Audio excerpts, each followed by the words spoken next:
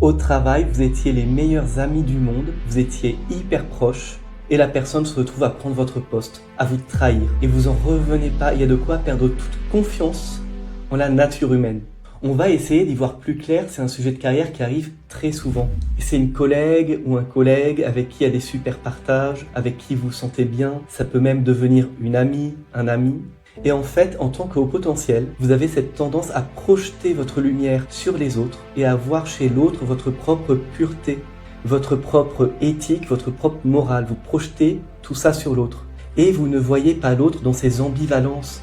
Parce que cette personne, elle peut être à la fois votre amie, sincèrement, mais à la fois la personne qui a sa famille, qui a sa vie à côté, et qui va vous prendre votre poste si l'occasion se présente. Parce qu'elle a son faux self aussi, elle a ses parts d'ombre aussi.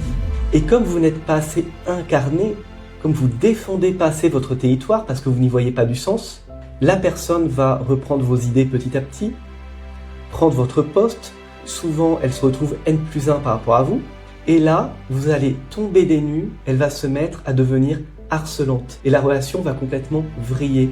Pourquoi la personne est harcelante? C'est extrêmement logique. Vous vous êtes attaqué vous-même en la laissant prendre votre territoire. Et au fond, cette personne, elle vous en veut de vous être laissé faire. Parce qu'elle se retrouve à un poste où au fond, elle se sent pas légitime. Parce que c'est pas elle qui a pris votre poste.